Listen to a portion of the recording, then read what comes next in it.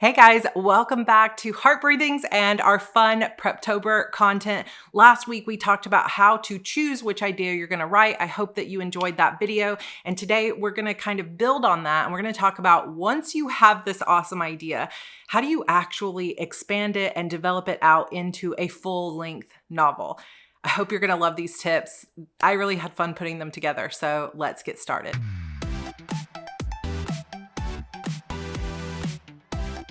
Okay, so you have this idea that you love, it's super exciting, but then you need story, right? You got to figure out how do you go from this one cute idea or this thrilling idea or this scary idea and turn it into an actual full-length novel.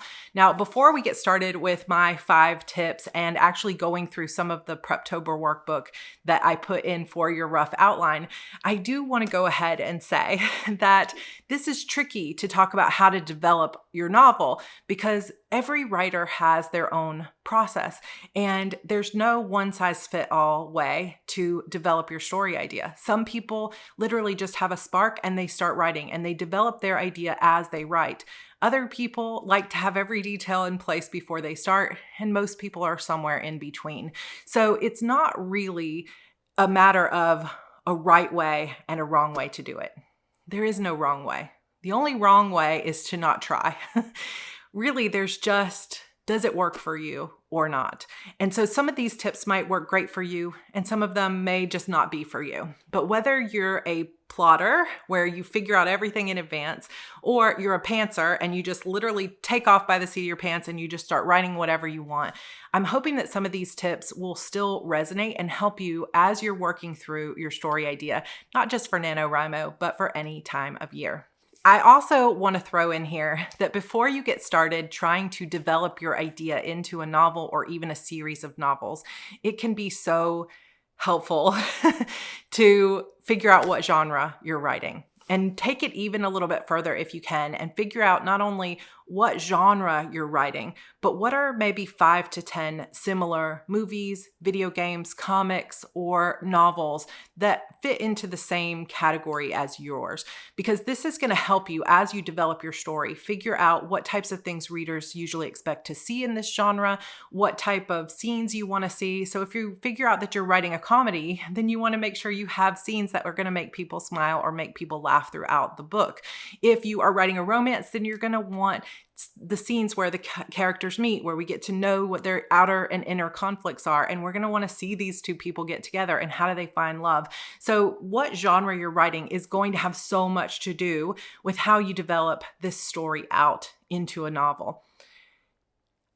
I won't say that you have to figure this out before you get started because, like I said, it's your job as the author and as a writer to figure out your own process. And maybe you don't figure out genre just yet. But I find that for most people, it is so very important to figure out genre before you start writing. At least you may not know if this is urban fantasy or contemporary fantasy, but at least understanding that this is a story with fantasy elements that's happening in our world is extremely important to know before you get started. So I highly recommend that before you start moving into these 5 tips.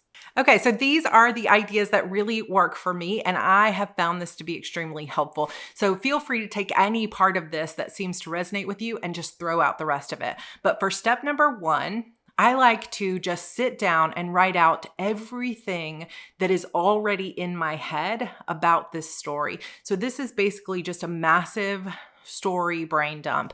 And I'm talking about what setting is this in, what time of year is this happening, who are the main characters, and then who are their best friends, or who are the people that they don't like, who are the people getting in their way, what type of house do they live in. I will write down a lot of that stuff. And if it's a new story that I'm just getting to know these characters, I'll also throw in what's their backstory, what's their wound. If you don't know what a wound is and all of that stuff, then I highly recommend, if you want to actually plot your novel out, to go back and watch my series on how to plot a novel. It is not, again, the be-all end-all, but it does give you some good resources in the end of books to read, and it does take you through a more detailed approach to how to plot. But for this first step, when we're coming up with just a light development before I even plot, this is what I do. I just write down everything I know. Characters, settings, what's the conflict? Who's the villain? What type of magic do these people have? Does my character wear anything that makes her unique? Does she have something in her past or her backstory that is going to play into this story? I may not have the answers to all those questions, so I don't necessarily worry about getting too detailed. Maybe I just know she wears a key around her neck because I've seen it in my head. I'm a very visual person, so I tend to see my stories play out like movies or scenes in my head. So I'll just write down anything that I have seen in my mind in relation to this character. If you're not such a visual person, then you might just sit down and brainstorm. And for some of us, you're going to have like pages and pages of ideas. So you can write them on note cards, you can put them in a Word doc. It doesn't really matter if you've written them in a notebook or anywhere else. It's just a matter of getting it out of your head and onto the page. Then you can start organizing these thoughts into a novel, but just going ahead and getting it out there is the first step for me. Step number 2 for me is always figuring out the story question. So basically, a story question is known as the question that the readers are going to be asking themselves about the book. What is the story about, basically? So by the end of Act 1, your readers are usually going to be asking themselves some kind of question like, will Harper make it out of this alive? Will Harper join this evil organization? Or will she solve the mystery of what's really happening at Shadowford Plantation? If it's a romance that you're writing, a lot of times the question is just going to be like, man, how are these two people going to get together in the end?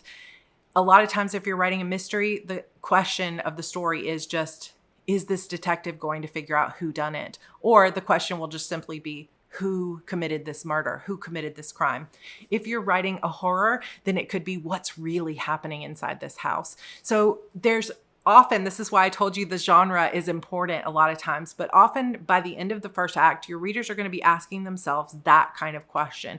What is the story really about? How are these characters going to get together? How will this end up? How will this character get out of it? So ask yourself, what is the question you want your readers to be asking that will somehow get answered by the end of the story? This story question is going to clue you as the writer into what is the main conflict or the main action of this story. So if it's a matter of how will these two people get together, then you know that the main action and the main point of your story and the main reason your reader is reading it is to find out how these two very different people find love with each other, because they know it's a romance and they know they're going to end up. They just want to see the journey of how it happens. If it's a mystery, there's probably a dead body somewhere on the page or there's something mysterious going on. And so now you know the main action of this book is solving that mystery. So that clues you already into what's happening in the book. What's the main action and why is the reader showing up for it? So we got to have clues. We have to go exploring through the town. We have to be looking through the clues and questioning people and interrogating things and investigating. So that story question is going to clue you into what's the main character's goal and what are they doing throughout this book. So then step number 3 is where we really dive into the main conflict of your story.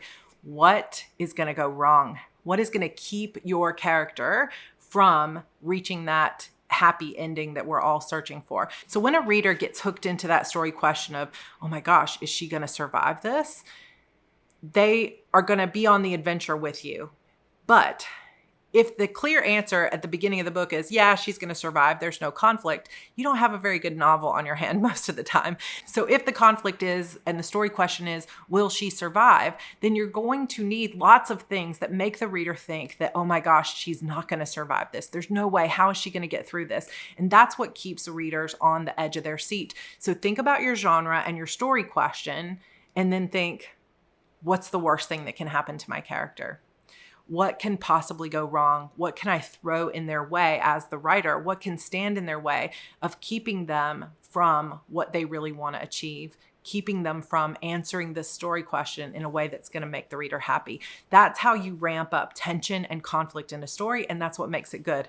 But I will tell you, during this part of the brainstorming process, you're not plotting. You're just writing ideas down on a piece of paper. some of them can be terrible. So don't give yourself a lot of time that you're thinking, okay, it's got to be the exact right conflict. Just literally make a list of things, even if they seem ridiculous, like, oh my gosh, she's going to slip on a patch of ice and break her arm. Maybe later you're going to be like, oh my gosh, I can't have her break her arm. That's going to change the whole story. That's going to be her in the hospital and all these other things. So you throw that idea out, but that idea might still go, but she could slip on the patch of ice and he catches her. That's a good idea.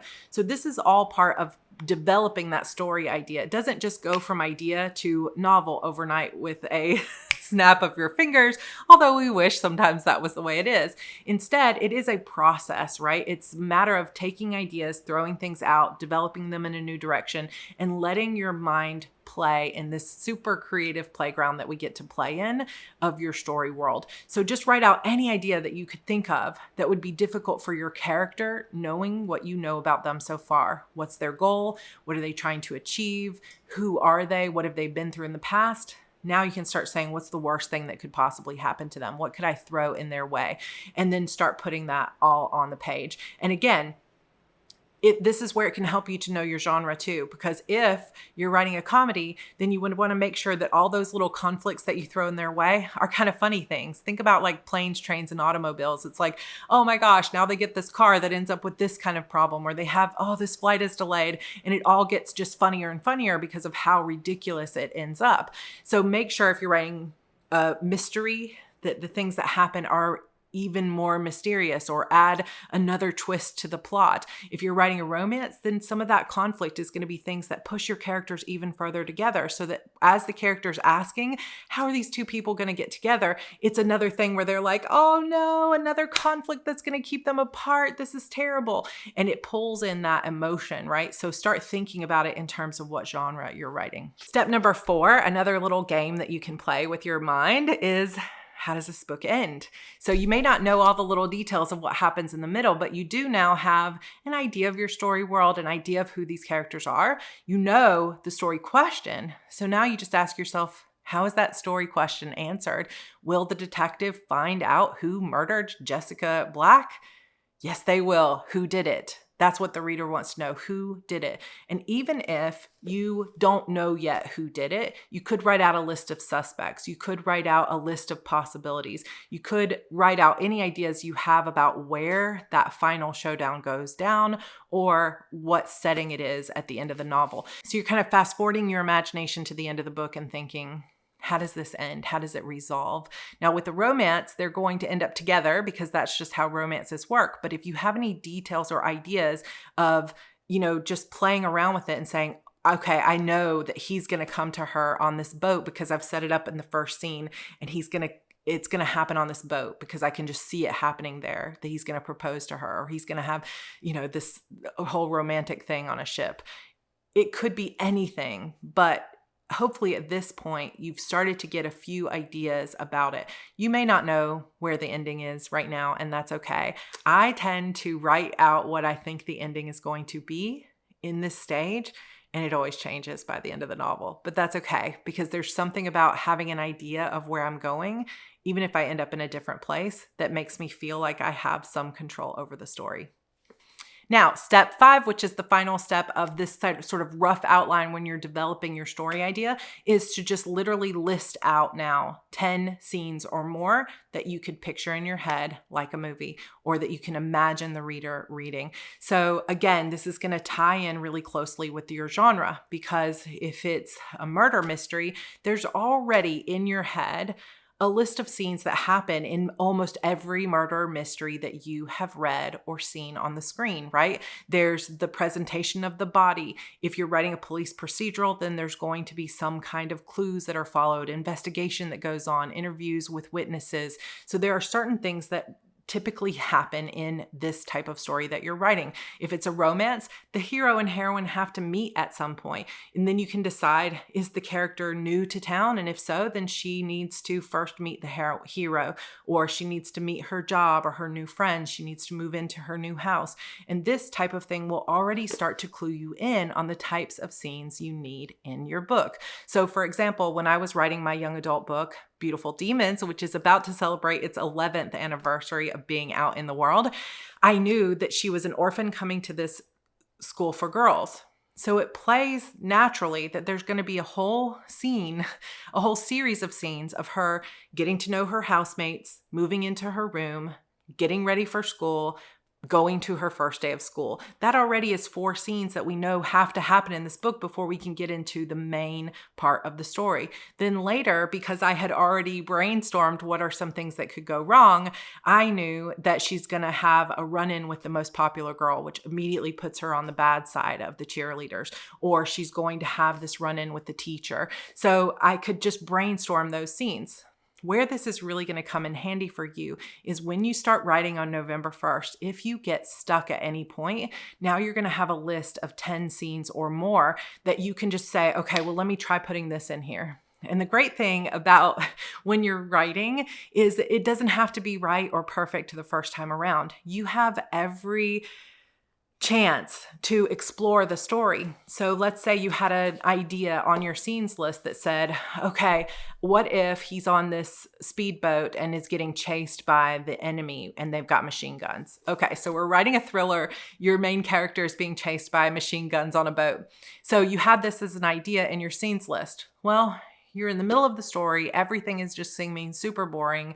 And then you could think, oh, let me go get that scenes list. Okay, let's put him on a boat. How do I get him to the boat? Okay, now your idea is moving again and nothing is stuck. So you may spend 5,000 words writing about this machine gun boat chase, and then you go, well, that doesn't really fit in the story. This is kind of stupid, but they could be in cars. So then maybe you scrap those 5,000 words, but they still count toward your NaNoWriMo word count. And maybe there were a few gems of lines and things that you learned throughout that you can still use in the final version. But it's okay to write things that you end up cutting from the novel. This cool act of just writing down scenes that are possibilities frees you up to stop taking it so seriously that it has to be the perfect way of writing this story when you've just started developing it. It's okay to experiment and explore as you write, to throw things out and to start writing them anew. So write down every idea you can think of, and now you've got your rough sketch outline.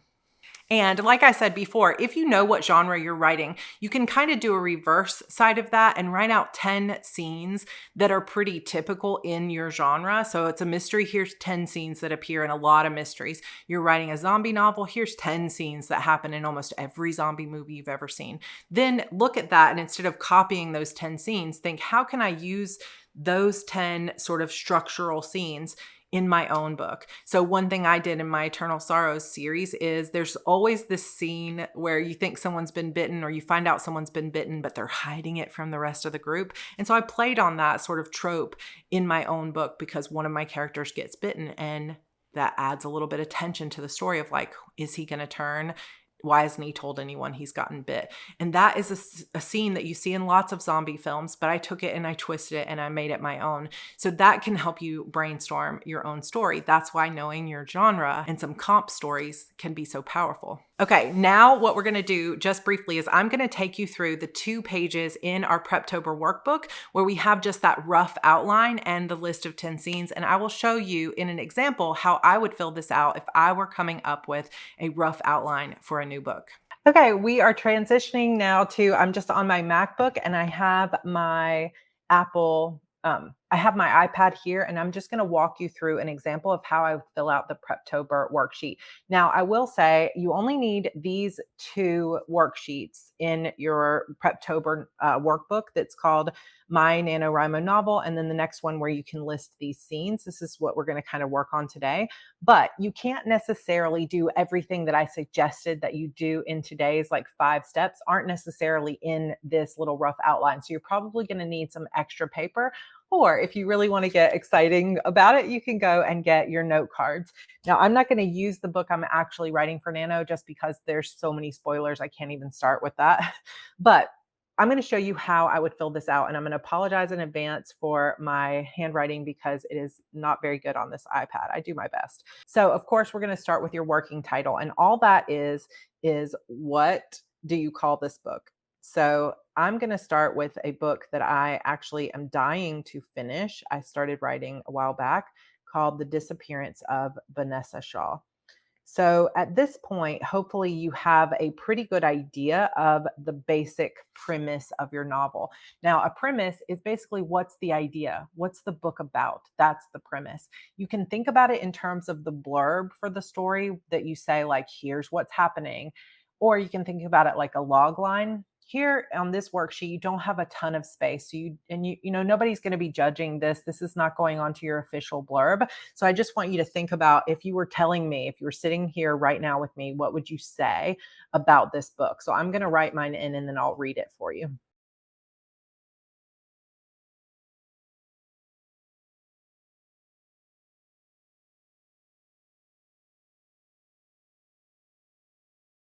Okay, so this is just like off the cuff kind of thing. A group of teens reunite at a lake cabin 2 years after the disappearance of their friend Vanessa, only to find the killer may have come too. So that gives you the basic idea. You've got a group of teens coming together at this lake cabin at this house 2 years after the disappearance of their friend Vanessa Shaw. And they have always believed that she's dead. And now they're afraid that the killer may have come to. That not only clues you in about the genre, but about what's happening. So then you can take some time to fill out the main characters. The main, like, overall character for me is just a character named Lorelai. And if you wanted to, you could put her last name. You could say that she has long brown hair and any little thing that you want to say about her. Like for me, might put on here that she used to be Vanessa's best friend, and I could put any kind of backstory I wanted to about this character. And then on the side characters, I could put just as a laundry list of what are the other characters that have come with them. So Vanessa's brother is there, and it's their cabin. So I might want to mark that it's his cabin or his family's cabin. Um, Vanessa's best friend, Jessica, is there, and I could say who she is and just basically list out the teens that have come. And again, this doesn't have to be perfect. It could just be what you know so far.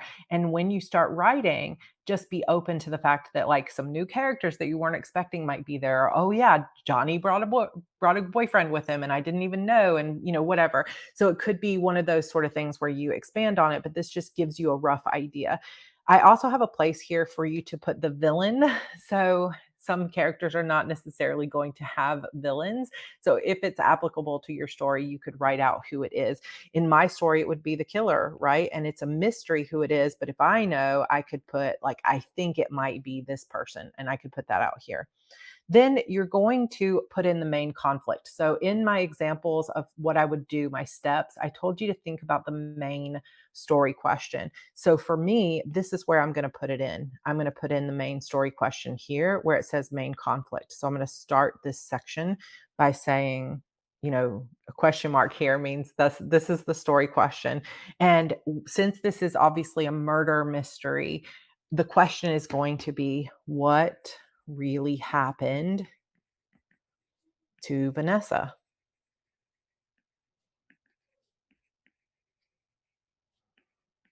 So this is, in a way, this is a whodunit, right?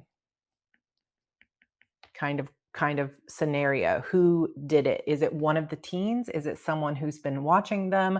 What really happened to Vanessa? And if you can identify that story question, it's really going to help you out. And then underneath that, with the main conflict, I might start to create some little bullet points here of what is, like I said, the worst kinds of things that could start happening to these teens. So basically, at this point, when I'm telling you to start thinking, what's the worst thing that could happen? This is a real playground kind of moment where you can just start letting your imagination go wild of like, okay, these teens are at a cabin. Let me close my eyes and imagine that I'm with them. What would be the scariest thing that could happen to them? And just start listing it out. What if they lose power? What if their tires get slashed? And then think even worse than that, what happens if someone else goes missing? Or they see a ghost, if I want to bring in paranormal. So challenge yourself to write out at least 5 to 10 things here that could potentially go wrong with your characters. And some of it, you might be like, oh, there's a rainstorm and the house floods. And then when you start really thinking about it, you could be like, well, I can't really use that one because where else are they going to go if they're in the house? They're just all going to go home, right? So, you might throw some ideas out there and then throw them back out the window, but at least you have them figured out. Then you've got a section here for the resolution. So this is where I was telling you to really think about, how does this story end? So in the resolution of this, now I may not know at this stage of the process who the killer is, but I do know that at the end, they find out the truth.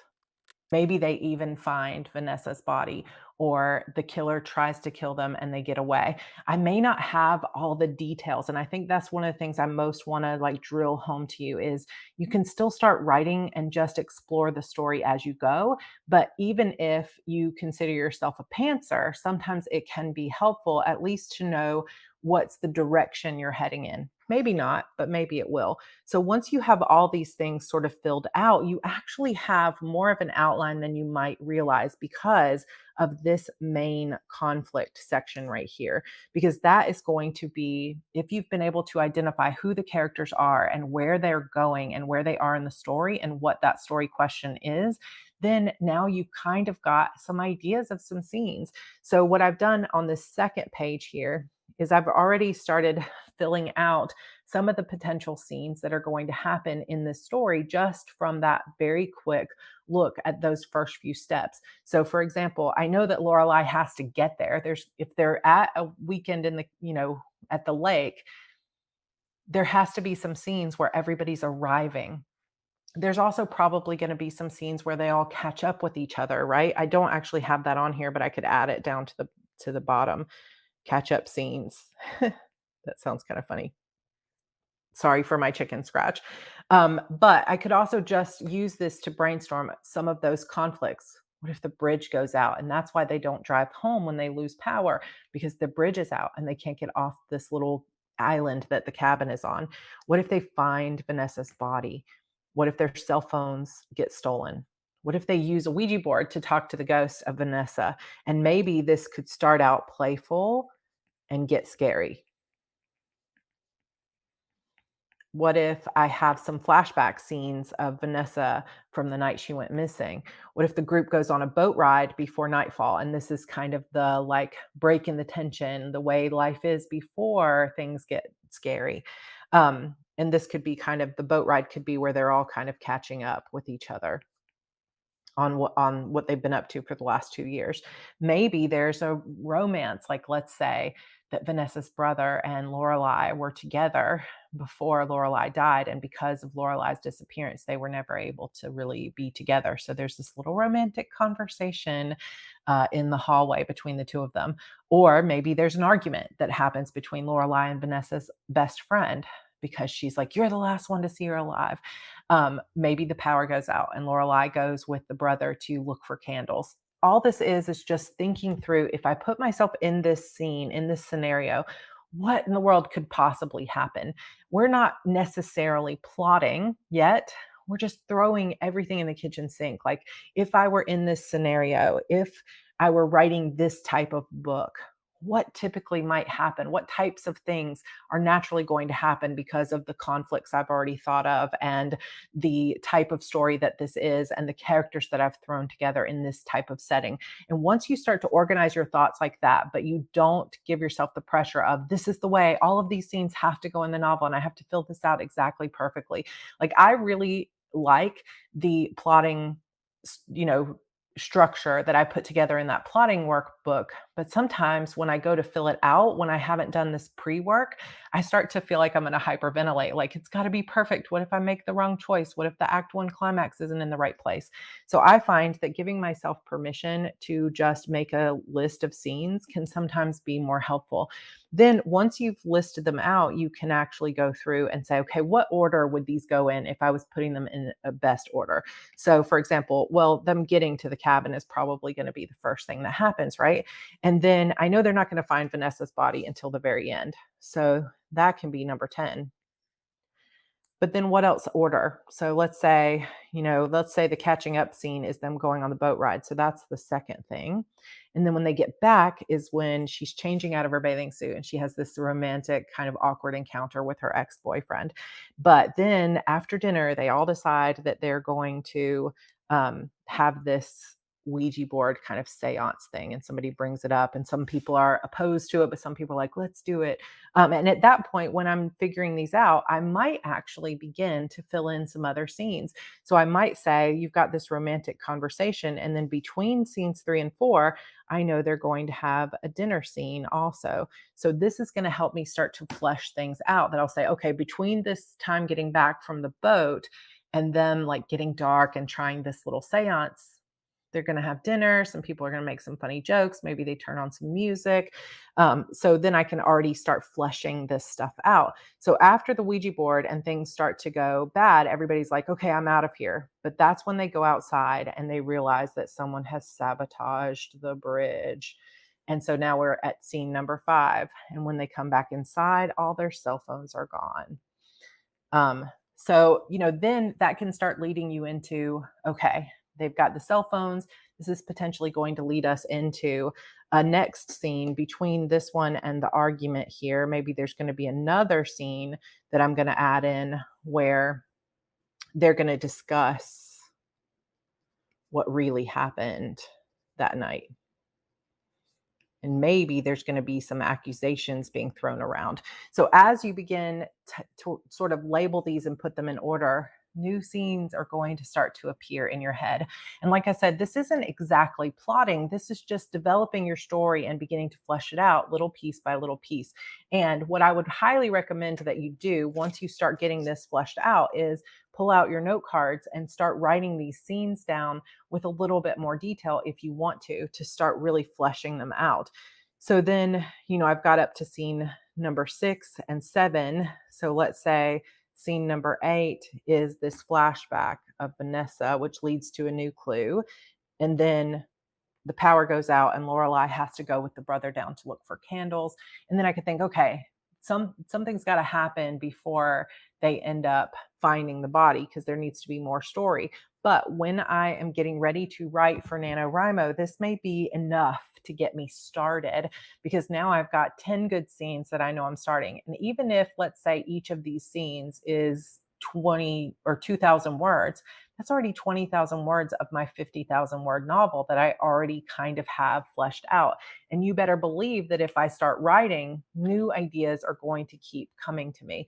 Even if you're not a plotter who wants to figure out the details of this is act 1, this is how it ends, this is every little detail, having just a brief list of scenes that you can come back to later when you actually start writing can help you get over the hump if you get stuck somewhere along the way. So I hope you find this helpful. It's just kind of a little rough idea of how to fill out that outline. And like I said, you may not find that you can get everything you need to do from these 5 steps on these little worksheets. So just grab a blank sheet of paper and keep working on the blank pages. Okay, so that's it, you guys. I hope that you enjoyed this look at how to develop your idea once you have it and once you've chosen it. As you can see, though, there are tons of different ideas for developing your story. The key is to just keep trying, just keep pushing your imagination. And in my opinion, one of the things that I'm always working on that always seems to help me is to realize that you don't have to get it right the first time. It doesn't have to be perfect. You can fix things in edits, but you do want to get your best foot forward. So I hope that you found this helpful. Whether you are a plotter or a pantser, let me know in the comments, particularly if you are normally a pantser, but that you think some of these ideas will actually help you move forward. As someone who is a plotter, I'm always looking for ways to kind of expand my mind to help people who are not like me so that I can give more like universally helpful ideas. So definitely let me know if this resonated or if you have a different method for developing your ideas before you start writing that you would like to suggest to the community. Thank you all so much for being here. Be sure to hit that like button down below and subscribe if you are not yet subscribed. We have even more Preptober goodness coming up. Don't forget that you can get that free Preptober download in my resource library, and all the instructions on how to sign up are in the description box below. Next week, we're going to talk about how to create a creativity toolbox that is going to help you anytime you're on deadline, and it will help you stay motivated and excited and in a more positive mood even during the stress of NaNoWriMo. And then we also have a video coming up on creating a meal plan that can help you get through your deadlines as well. So hopefully you guys are enjoying this Preptober content. I know I am. We also have the NaNoWriMo diaries coming up. In my writing sprints group this weekend, we have our virtual writing retreat, and we are going to the Winchester house. Of course, this is not a real trip. It's just a virtual trip. That's why we call it a virtual writing retreat. And all you have to do is join the Facebook group and jump into any of the live sprints with your work in progress, and let's get going. So if you want to come join us, the link to join that group is down below as well. Lots of things going on now and through the entire year. So I hope you'll join the Hearties community, and I will see you guys in next week's video. Bye.